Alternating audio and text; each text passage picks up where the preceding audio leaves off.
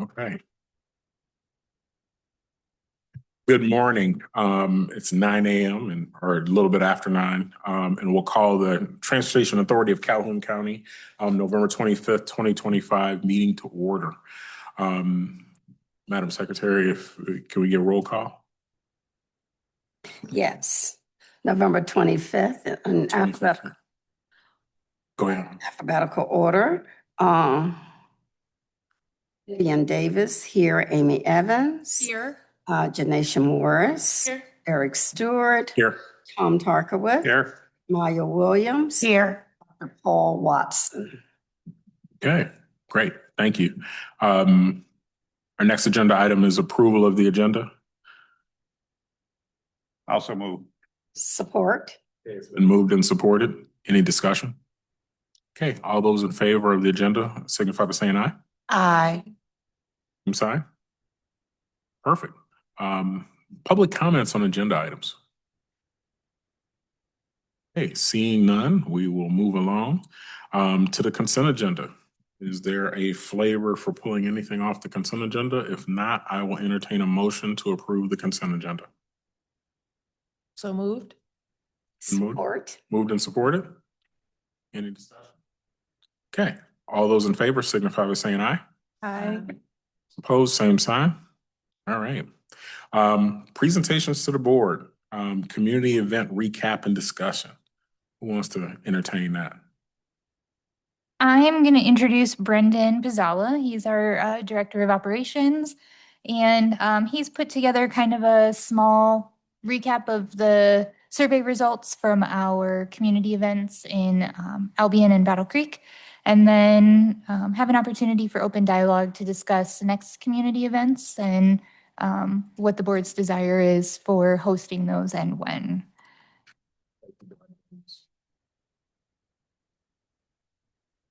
Good morning, everybody. Brendan Pizzala, Director of Operations. I emailed everyone out a link to the report. So there's a PDF in your email as well, or you can click the there it is on the screen there too. So we'll just kind of jump through here. The link, you can just click on the link and you can advance just like a normal slideshow. It's pretty easy to follow. We had just about 16 individuals provide feedback for the community event. So the first one here, and it's kind of hard to see on the screen. Which event did you attend? Majority of everybody attended the Battle Creek event. Only 2 people attended the Albion. And then there was one person who attended both. The next one was, how did you hear about this community event? So we had a good deal of different ways that they've heard about it. The majority heard through social media, flyer or poster, and then word of mouth was also the next big one too. Yep. Before we get too far, can we go back a slide? You mentioned that these are not the total number of people that attended the event. These are the total number of people that submitted the survey. So 2 were in Albion. There were more than 2 people that came to the Albion event. I just want to clarify that. There was close to about 100 people that showed up between both events. So, and we had about 16% participation. So. Thank you. Next one was, how would you rate the overall quality of the event? So 47% said that they were very satisfied, and about 33% said they were satisfied. The other 3 were at neutral and then dissatisfied. We had 1 dissatisfied on there. The next ones are a group of kind of a star response. So 1 being kind of dissatisfied in what was given, and then 5 stars for they were satisfied or very satisfied. So majority for this one was, how would you rate the clarity of information presented? 8 out of the 16 people rated it as 5 stars. So we're at 50% there. And then the next ones in line were about 20% apiece, which are at 4 stars and 3 stars. Next one was, how would you rate the opportunity to provide input? So 16 responses, our average was at just over 4. So 50% again said it was 5 stars. And then that mix of 19 and 25% for 4 and 3 stars. Next one was, how would you rate the accessibility of the event? So we scored a little bit higher for this one at almost 70% for 5 stars, and then followed by the 4 and 3 stars. Next one was, how would you rate the engagement of staff and presenters? So we did well in there too. Over 70% were above 4 stars, with 13% at 3 and then 1 at 6% there. So how would you rate the relevance to your community was the next. So we scored even higher on this one. So we're up in close to the 80 percentile for over 4 stars. So we averaged about a 4.38 on that. Next one changed over to a pie chart here. So how well did the event increase your understanding of Ride Calhoun's plans and goals? 44% were at very well. 25% were neutral, and then kind of a mix between well, poorly, and not at all. Next one, did you feel your voice and feedback were valued during the event? So this one was really great on both sides. So 80% were yes, and then we had some somewhats for the rest of them. So the next one, it's kind of hard to read on this one. On your links that everybody will have access to, even the public, I can see all of our responses here, and you can kind of scroll down on those. I'll kind of read through just a couple that I can see on my screen. So what was the most valuable part of the event for you? So we had 11 responses in total, 5 were empty. So some of the ones were talking about future, everything. I knew about the buses, but had no details about them. Hearing about the future expansion. The Q&A session was significant public involvement. The questions weren't at all flowery, and yet TACC staff gave quality responses. The available swag was a nice surprise. Explaining the 3 forms of transportation as described in the brochure. Great event. Future plans sound wonderful. The future expansion of rides. And that's all I could see on my side. We'll go to the next one. The next one was a pretty quick response. How likely are you to attend to another Ride Calhoun community event? A lot of very likelies. There was a couple nots, some likelies. Very likely to attend future RC meetings and events. Likely if there was another one in Albion. Next one, back to another pie chart. So how confident are you in Ride Calhoun's ability to meet your community's needs based on this event? So most 31% were very confident, followed by confident of 2 people, and then neutral was dominant in this one. Next one was I think one of the last questions was any additional comments or suggestions about the event or Ride Calhoun. There was quite a few lengthy responses in here. I'll read through a couple. Please open up more availability for flex rides. I'd like to see reduced pricing for other low-income groups. I believe veterans already have free rides they can access, as do seniors. Albion has an extremely high rate of poverty, and that includes younger families who right now won't be able to afford your service. I would also like to see specific routes for important community days, such as days Albion's food pantry is open. Many low-income people can't reach the pantry due to the transportation struggles, but I don't think they can afford the current rate. I anticipated more of an open house style to this event, although it proved more formal in its content, presentation, and follow-up. As such, I had also anticipated an RC staff person to give a better invitation to preview the vehicles in the parking lot. While the vehicles were available and open, I felt uncomfortable for using them without the supervision of an RC staff person. Perhaps this was an option after the formal presentation had concluded. However, many were simply leaving at that point. Minor quibble overall. The swag provided was fantastic. Over the top even, well done. Last 2 that I can see here are thank you for the cookies and way to go, Mallory. I think this one was close to the last. Which area or neighborhood do you represent or live in? So we had a few Lakeview, Albion, 5th Precinct. This one was interesting. So I live in a township that should have opted into the authority and with persuasion ought to opt into the authority at a future moment. They work in Springfield. Lakeview neighborhood on the north side of I-94, Battle Creek, Beckley Road, Battle Creek. And that was the last one. Any questions for me? Everybody should have got that, that email in there. So if you have any issues, you can just email me and let me know. I think we'll make that link available To the so the public. public can access that too. So Brendan? you're welcome. Absolutely. Thank you. If I could just make a comment, you don't need to get up, is looking at the attendance, or who sent these back, I don't know, attendance. I don't know if there was anybody from Marshall attending these. So if we do another event, I believe we should have an event somewhere here in Marshall. Yeah, I know at the Albion event, we did have a Marshall Dial-A-Ride driver attended the Albion event. But otherwise, yes. And I think our feedback so far from the Marshall community has been that they would like to see a community event happen in Marshall as well.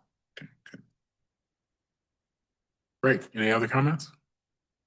Just one other comment. I know there were no questions regarding support in terms of tokens and things like that. I've heard a lot of that in terms of the need as well as supporters. So there are several businesses and programs who would like to purchase tokens to give away. Great. Any other comments? Okay, thank you, Brendan. Great information, great summary. And we'll continue to monitor the community's input. Moving on to public hearings and subsequent board action. I think we have resolution setting public hearing for January 27th. Correct. So perfect segue from Vivian that we need to establish our formal fare structure. And as part of that, we recognize that there is going to be some impacted group as a result of trying to make one cohesive fare structure. Right now, the Albion Marshall Connector is a different fare than Marshall Dial-A-Ride, which is a different fare than BC Go, which is a different fare than Battle Creek Transit was. And so as we try to unify that fare payment system and the fare structure, we have to have public participation and we have to provide an opportunity for public comment. My proposal would be that at the December meeting, we have a workshop where we specifically discuss fares. Now that the state budget has been passed, we at least have a continuing resolution on the federal level, and then we understand what our ridership projections are based on the more solid budget numbers. I think we're in a good spot to make a recommendation for a fare structure.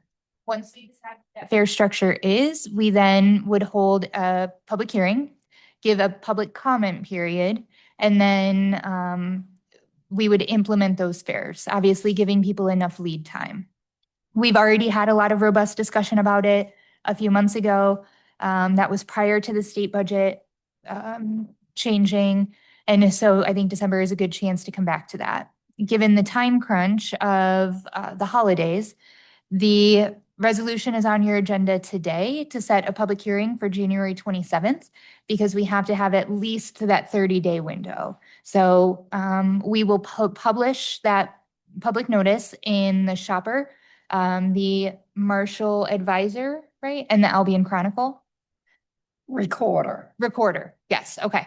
So we will publish those in the 3 actual published printed newspapers, as well as online and on our social media, so that the public has an opportunity to provide written feedback on a proposed fare structure, and that they have the opportunity to attend that public hearing with advance notice. So resolution 24, I'm sorry, it should be 25. No, you're right. 24-2025 is setting a public hearing for January 27th of 2026. Move to approve resolution 24-2025. Support. Been moved and supported. Any discussion? Discussion, as I was reading, with the addition of the recorder, we are paying membership for the chamber. And that would be a good avenue to send out information, chamber both in Albion and Marshall, and I assume Battle Creek as well. So that's a good avenue to publish information. And they're looking forward to getting more information from TACC. Perfect. Okay. Any other discussion points? Okay, all in favor signify by saying aye. Aye. Same sign. Perfect. Unfinished business, LDDA financing plan. So we spoke at the previous meeting about the Lakeview Downtown Development Authority's tax increment financing plan, which was a 30-year plan to redevelop the Beckley Road corridor as a result of one of the many studies that have been done in that area. The initial proposal that was on the city commission agenda was proposed capturing 100% of the tax millage. We expressed our concern with that. We proposed a more equitable sharing of that cost, and the city responded to that request. So in your packet is the revised LDDA financing plan as proposed by the city. It puts us at a more equitable 35% capture of our millage. One thing to note, again, as I mentioned last time, is that the LDDA is within its authority to capture these funds. A point of clarity that we were able to look into was that the county numbers, the county millage numbers that are reflected on this spreadsheet do include the veterans, seniors, and parks millages. So the county number that is represented is 6.896 mils. That includes those smaller millages wrapped up into it. This LDDA capture does not touch the schools other than KCC. The impacted taxing jurisdictions would be the city of Battle Creek, Calhoun County, KCC, and the TACC. Within your packet is a proposed letter of support for this revised plan. And with your direction, I would send that letter to the city commission. Okay. Any comment, questions for Mallory? I don't have any questions. I would support us moving forward with this letter. I do think that the initial proposal was not equitable, and I'm glad to see that there has been some work done to revisit that and make it more equitable for us. So I will support this. Any other comment? Okay, I'll entertain a motion to, thank you. Support. It's been moved and supported. Any other discussion? Okay, hearing none. All those in favor signify by saying aye. Aye. Same sign. Great. We'll go ahead and ratify that and move forward with that piece. Seeing no other unfinished business, we'll move to new business, where we have a bunch of policy work to do. And we're resolution rich today. Yes. So, Mallory, I'll open it up to you to get us started with resolution 25-2025 purchasing policy. Yes. So, with federal money comes a lot of regulation and red tape. And so a lot of these policies are starting to check off some of those things. This first one, resolution 25-2025, is a purchasing policy recognizing the Federal Transit Administration's requirements to adopt a written procurement policy that complies with federal, state, and local procurement guidelines. That policy is attached to this resolution as well. I move for the approval of resolution 25-2025. Support. Supported. Any other discussion? Okay, all those in favor signify by saying aye. Aye. All those opposed, same sign. Great. We'll move on to resolution 26-2025 conflict of interest policy. All right. It's a long document. Hold on, it's going to the next page. Resolution 26-2025 is a revised conflict of interest policy. The board previously had a conflict of interest statement. This kind of lumps it into our federal requirements along with our purchasing policy. This policy, once adopted, would have all of the board members disclose any potential or perceived conflicts of interest and submit those statements annually. With your approval of this, our staff will send those conflict of interest forms out for you to complete. I move to approve Resolution 26-2025. Support. It's been moved and supported. Any other discussion? Okay, I'll call. All those in favor, signify by saying aye. Aye. All opposed, same sign. Great. We'll move on to Resolution 27-2025, ACH and EFT policy. Yes, Resolution 27-2025 would adopt an ACH and electronic funds transfer policy. The finance system that we have now implemented allows us to complete transactions, payments, and receipts to and from vendors electronically. And so as a result of that, we need to pass a policy that outlines how, who, and when those electronic fund transfers happen. This policy is attached to the resolution. I move to approve Resolution 27-2025. Support. It's been moved and supported. There'll be many other, this is long, so everybody will have an opportunity. Okay. All those in favor signify by saying aye. Aye. All those opposed, same sign. Okay, we'll move on to Resolution 28-2025, drug and alcohol testing policy. Yes, Resolution 28-2025 is our federally required drug and alcohol policy. Within the policy, you will notice that there are certain sections which are bold versus standard font. Those bolded sections are our local policies versus the federal requirement, and we're required to differentiate between those within the policy.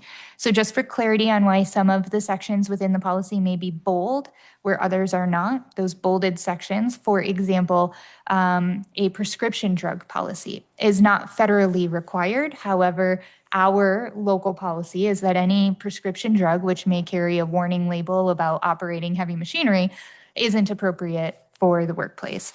And so this policy reflects all of those, as well as the federal testing thresholds and requirements. Perfect.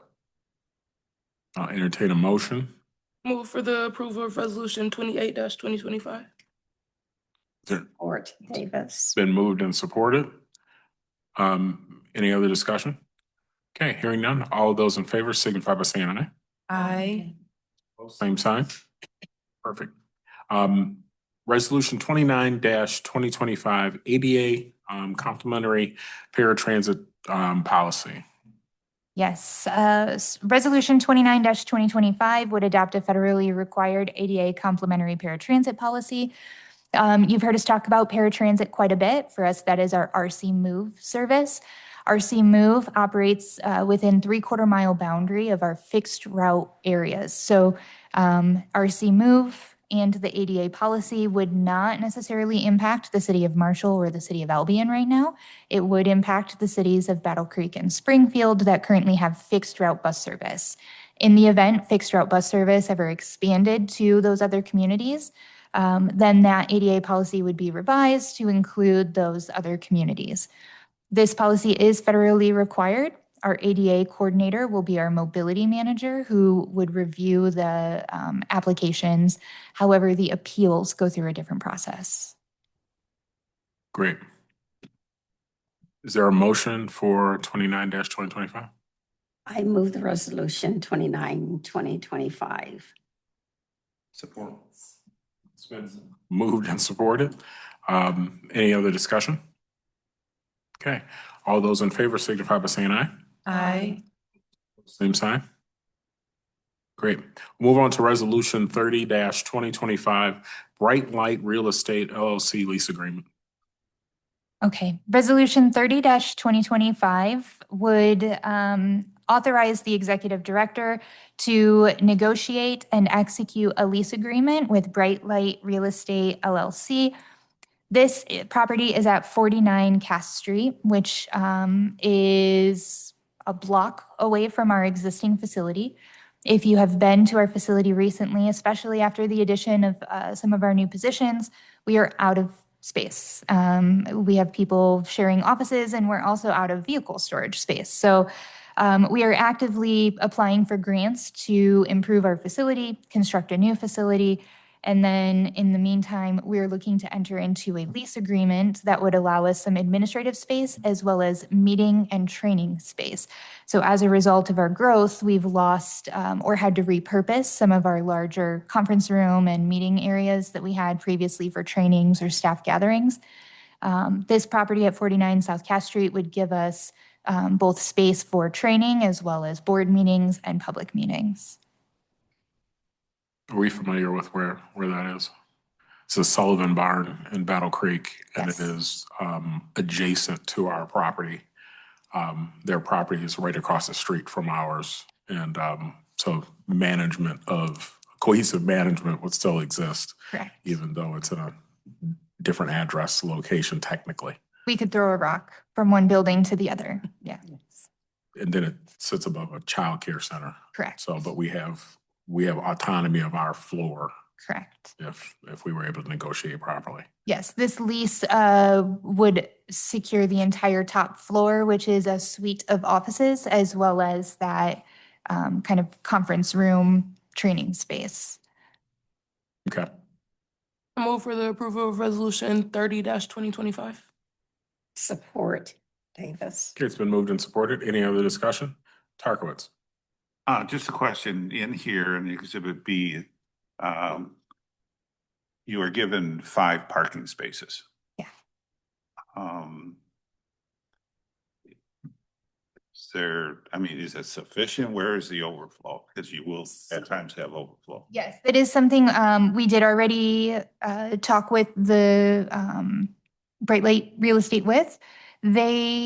5 dedicated spaces are included in the lease, but then there's also public parking.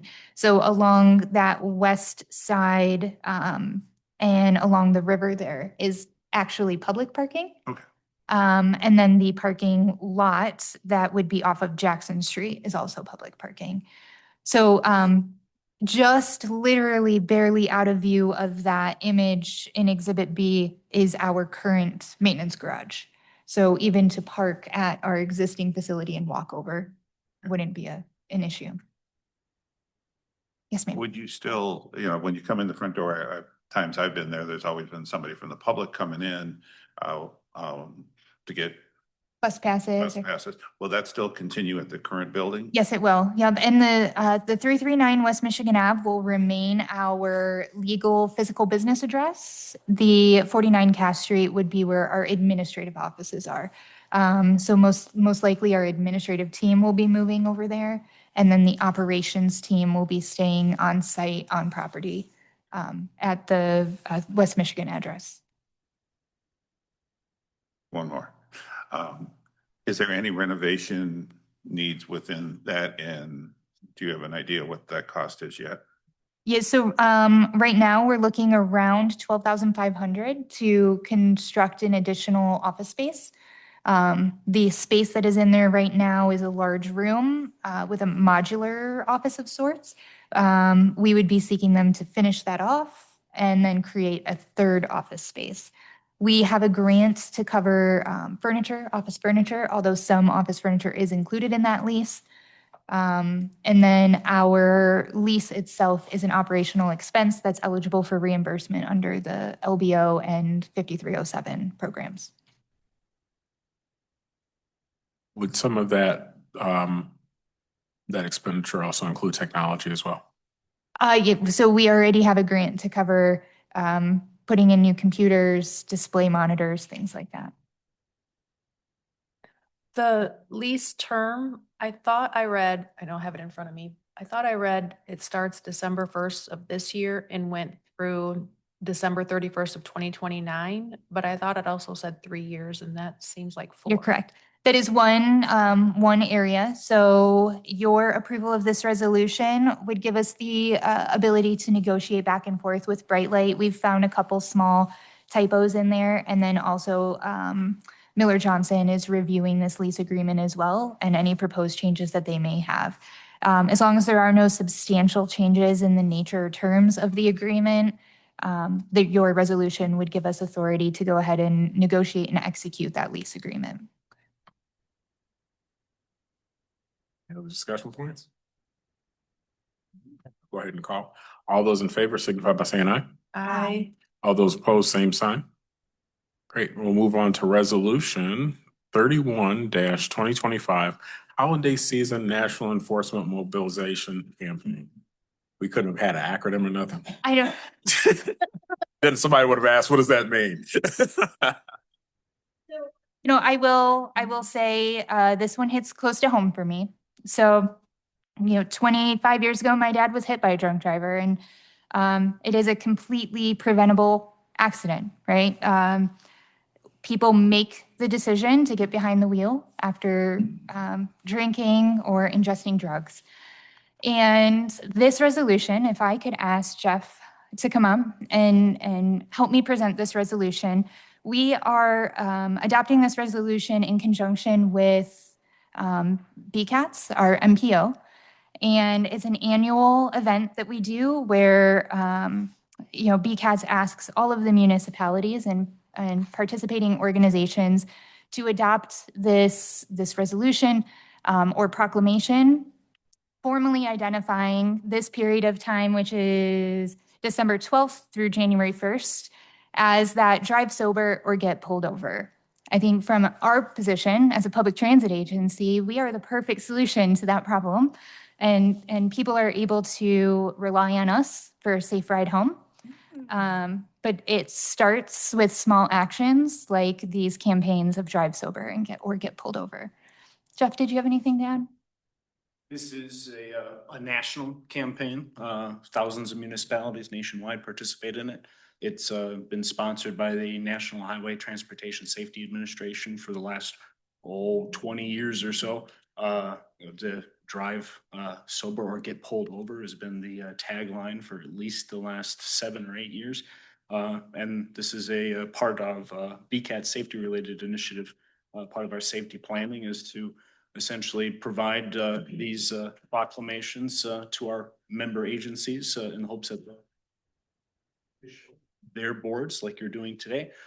Typically, we get participation from the city of Battle Creek, the city of Springfield, Calhoun County Board of Commissioners, and Emmett Charter Township. And now I can add TACC to that list. So I appreciate that, and thank you very much. Thank you. Jeff, stay there for a second, if I may. In Calhoun County, and I don't know if you know the answer to this, is there any groups, if a bar calls and say, I've got somebody who needs to go home, and I don't want them driving, is there any entities that are available, come midnight, 2 o'clock in the morning, where some people should not be driving? Do you know? Excellent question. I do not know. No, excellent question. I will put that down and research and answer and get back. There used to be when I was working here, there was I think it was GoDaddy Cab, I think is what it was called, and I don't think they're around, but they would provide free rides for if the bar, because the bar doesn't want to send anybody on the road because then they're held liable. And but surprisingly in Marshall, most places are closed by 10 o'clock. But again, I didn't know if anybody was, and I don't know if other transit agencies provide a service like that. I know no driver wants to have a drunk on their bus. So, but again, I'm just wondering is, maybe not this year, but maybe looking to the future, we try to keep those drivers off the road. And maybe, Tom, to your point, that might be, I know coming up, we may have a meeting with our third-party providers, and that may be, or we can work with in conjunction with our systems and those providers that are willing to provide that type of service, since it obviously does not exist within the communities, and offer them a different stream of revenue source, possibly, if they're willing to participate. Yeah, and I think if either through BCATS or through TACC, we could fund that. and somehow work that out. I think it's, I remember I was working downstairs, after one of the holidays and somebody walked in to the Welcome Center and he said, I don't know where I left my car. And he says, I was at Dark Horse and then I went to Mike's. And then I woke up this morning in the hotel room and I can't find my car. So I called the police department. Well, he happened to have totaled his card and left it, didn't remember where that he wrecked. Well, he landed up somehow in the hospital too. So, I mean, so some establishments need to have some. So this, great. I think you just articulated a serious public safety issue, and this first step kind of puts that into the purview of where we're going, and maybe we can add some accoutrements to that and kind of go from there. So, Ms. Vivian. Yes. I really like this. And before I say what we can do with it, that was one of the big concerns in Albion, in terms of certification and mandates, so to speak, or expectation of drivers.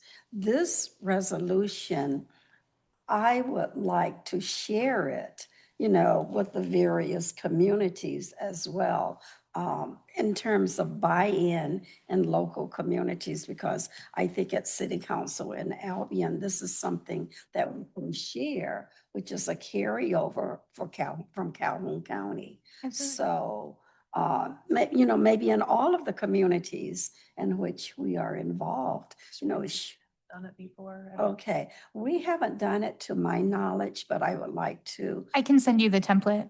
do something like this and I can put it on the agenda for the first meeting in December. Okay. Thank you, sir. Any other questions? Thank you.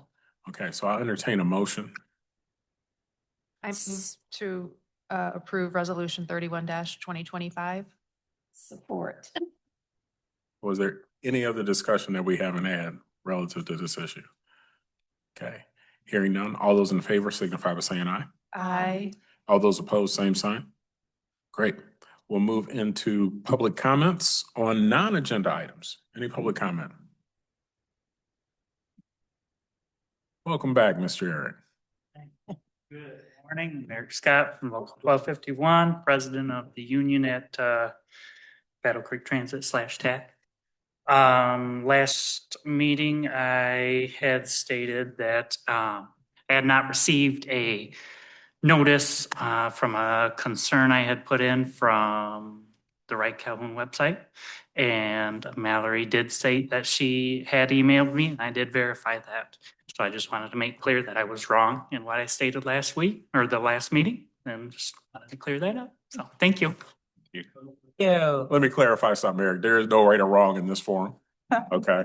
And things happen. You know what I'm saying? I missed 3 emails last week, and I felt very wrong. And look, Tom has not let me. You see what I'm saying? See how this is a slippery slope. No, yeah. So thank you very much. Any other public comment? Yes, sir. Technically a non-agenda item as a follow-up to, are you guys commissioners? Directors? Directors. As a follow-up to Director Davis's comments, BCATs, while the city of Marshall and the city of Albion are not currently and have never been members of the Battle Creek Area Transportation Study because they're outside of the urbanized area, because of the newness of this Transportation Authority of Calhoun County and those comments, it would behoove BCATs that in our future adoption of such safety-related campaigns, what I'm going to propose we do is extend beyond our borders for regional planning significance and include the city of Marshall and city of Albion as members of a member, if you will, and specifically make sure that you have the materials that we produce for our own members. You'll have the materials to do this in the future, because it sounds like there is, we'll call you rural for a moment, there rural members want to participate in this and are unaware that it's been going on for the last 25 years. Get where you're coming from. This body, because it's a regional body, lassos those communities in and we can participate in being an advocate for those communities being at the table versus them, BCAT's changing the structure or anything like that. So if you get part of us, you get all of us. And we can ratify that and make sure that those BCAT's principles and advantages extend within the region. Okay, thank you. That's awesome. Before you leave public comment, I see some staff members here and I didn't know if they wanted to say anything. This would be the time during public comments, but I called you out, or so if this would be the time if you had anything you wanted to say. The gun or? I plan on introducing him in Oh, okay. communication. All right. I didn't know why they're here, so I just. Food today? Okay, so. We would say Thomas Strong. Yeah.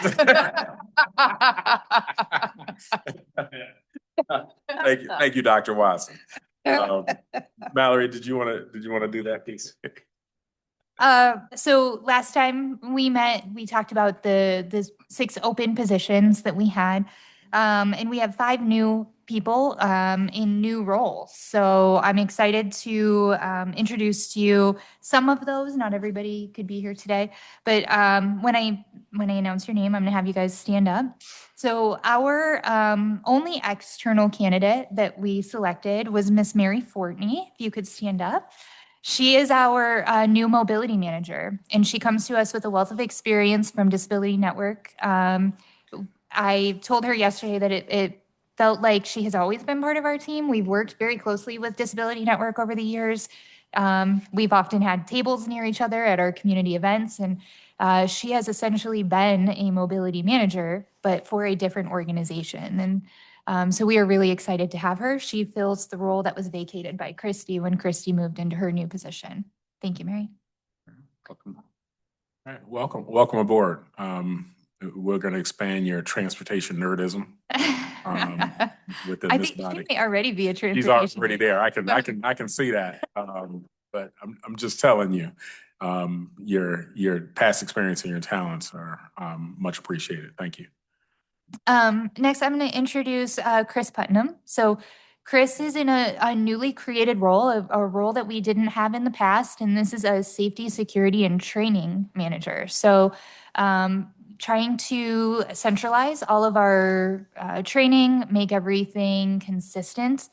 And then obviously, as we break away from the city, we lose some of those resources of safety and security. And so those are requirements under FTA. And Chris is going to be filling that role and literally building the program from the ground up. So he isn't walking into a position that existed and he just has to learn what to do. He gets to build the entire program. Nice.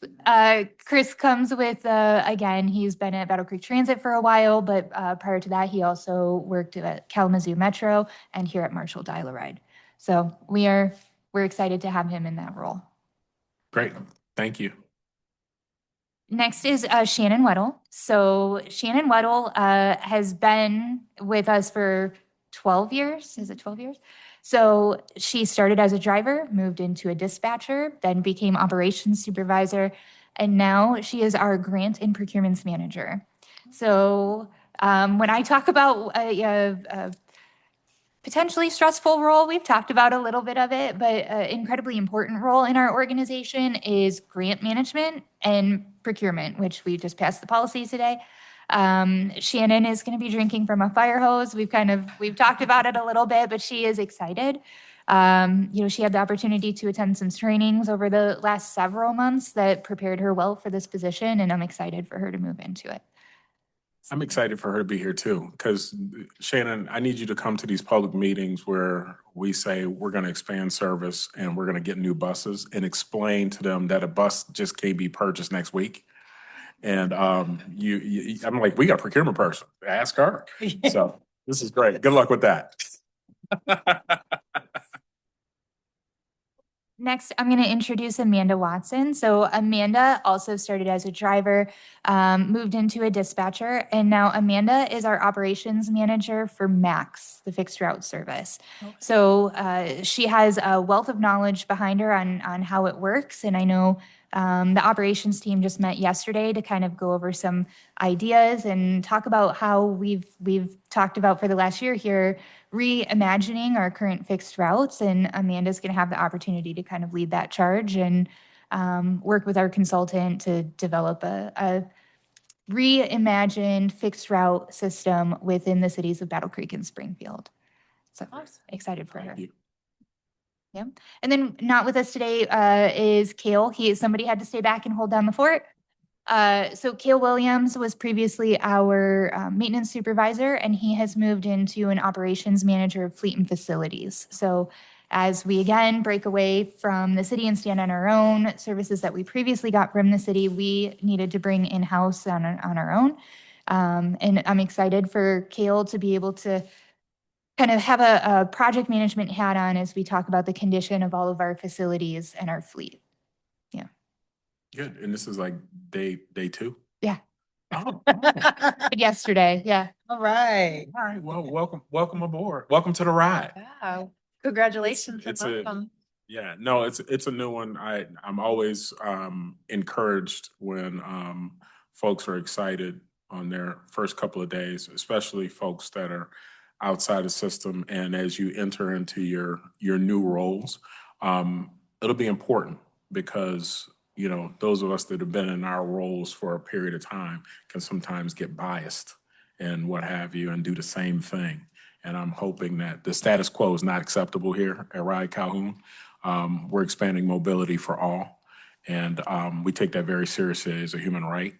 And I know you all do too. I can see in your eyes that you've been transportation nerds for a long time, but this is a new direction, a new system, and we welcome you to it. Thank you. Thank you. Next, we'll have some supervisor positions posted and obviously backfilling the positions that were vacated. And so that should put us on track for sometime in December, filling those roles, or at least having those roles, having candidates identified for those roles, so that we can stay on track for our, if you recall, in our last workshop, the sprints, where we talked about that first quarter of 2026 really being when we focused on the expanded service. We're setting ourselves up now to be able to start implementing those changes. So. And I just want to reiterate that this was all a part of our approved budget plan. Correct. And what have you, Yep. that we ratified at the beginning of the year. We're just seeing this activity come after Correct. after a long process, and what have you, through our human resource system. Okay. All right. Any questions, observations, any other public comments? Great.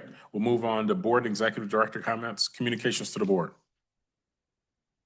I did share with the chairman and vice chair a letter that we received from ATU Local, and we've met with ATU Local and discussed that.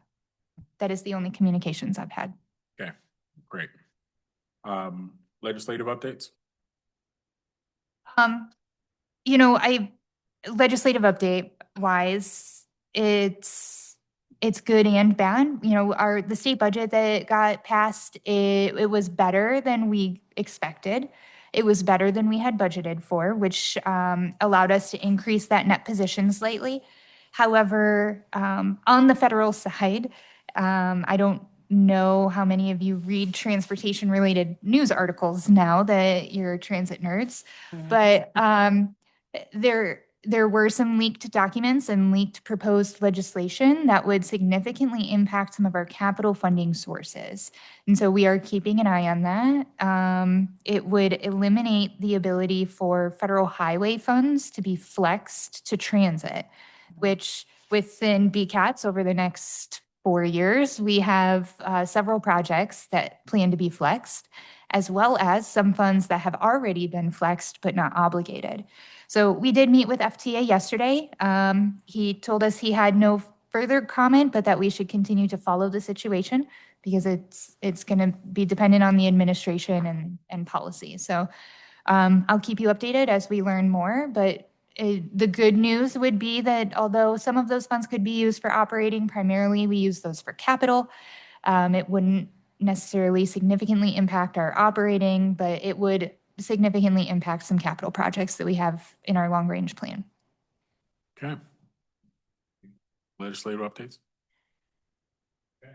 I'll invite Jeff Franklin from BCATS to give us an update. Good morning again. Jeff Franklin, Executive Director, Battle Creek Area Transportation Study. BCATS held their annual meeting just last week with the new election of officers for calendar year 2026. Mallory Avis, your Executive Director, is our Vice Chairperson for the next calendar year. She's also our current Vice Chairperson, so she's continuing for an additional year. Let's see, Marshall Modernization Project is well underway. The work on I-69 at Michigan Ave is completed. So, if consumers got the power onto the lights, the diverging diamond should be operational. I haven't been through there yet, but I'm avoiding for a couple days. that likewise. But that should be a significant change to that area.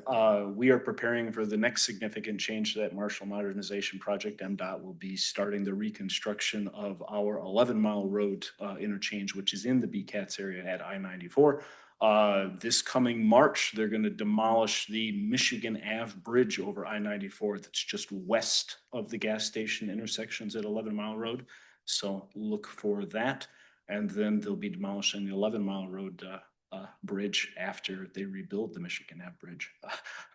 So that's but going to be 2 years worth. It's going to be all summer of 26 and then summer of 27 as well. Other work has been completed and wrapped up.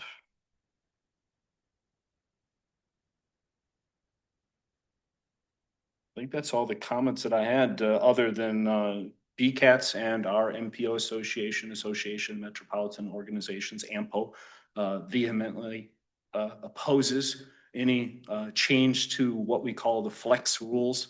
Whether FHWA funds can be flexed to FTA is ridiculous if they were to somehow prevent that mechanism, which allows us as an MPO to be federal dollars the best possible way for the best possible outcome. So, yeah. So, thank you. Thank you. Consultant updates. I think Peter's joined us today. Peter, do you have any updates from your end? Yes, I do. Good morning, everybody. Morning. First of all, I'm very pleased to see that you've adopted several policies which are really very important as you transition as a more formal Federal Transit Administration recipient of funds. The purchasing policy, conflict of interest policy, the ACH policy, drug and alcohol testing policy, and the ADA complementary paratransit. These are all requirements for this board to have in place.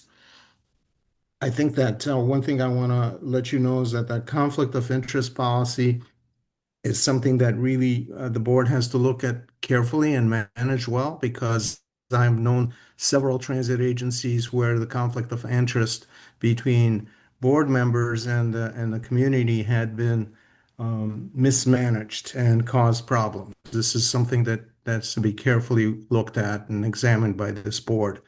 I'm very pleased with that. The other thing is really nice to see all these new positions that have been pushed forward. I think you're moving rather well as a growing, stable transit authority, and I'm pleased to see that.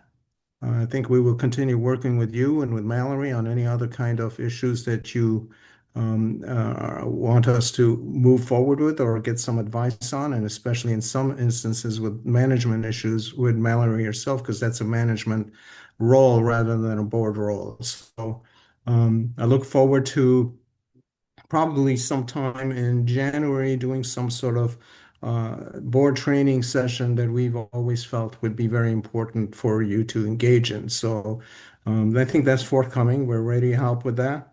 I'm certainly open to any kind of questions you may have of us. Any questions for the consultants?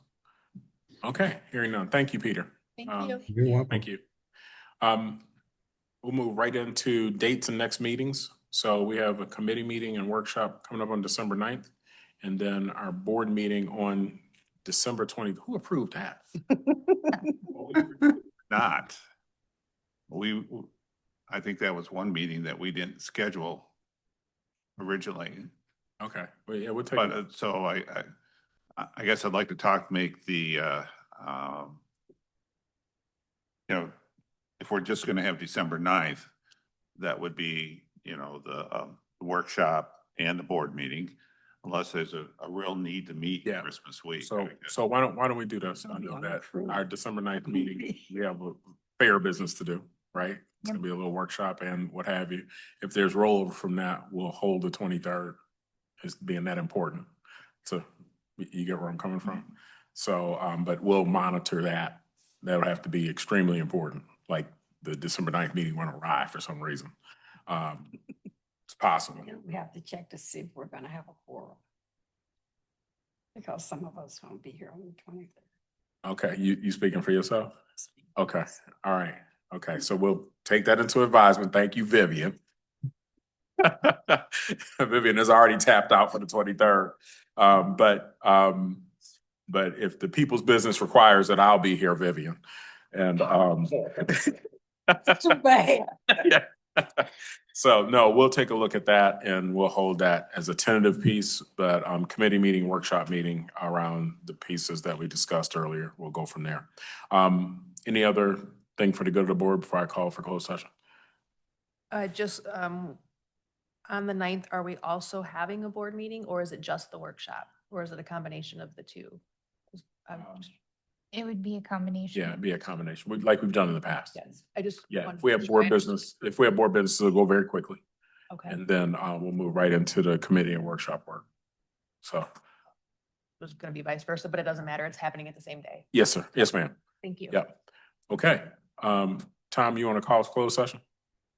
Sure. I'd like to move that we go into closed session pursuant to section 8(1)(h) of the Open Meetings Act to consider an attorney's written legal opinion regarding the executive director's proposed employment contract that is exempt from public disclosure under state and federal law. And this will have to be a roll call. So be a second. Support. It's been moved and supported. All those in favor say. It's got to be a roll call. A roll call, I'm sorry. You got it. All those in favor for roll call? Okay, roll call. Vivian Davis, yes. Amy Evans. Yes. Janisha Morris. Eric Stewart. Yes. Tom Tarkowitz. Yes. Maya Williams. Yes. Dr. Paul Watson. Yes. Great. So thank you all for your participation. We'll ask you to be excused at this time.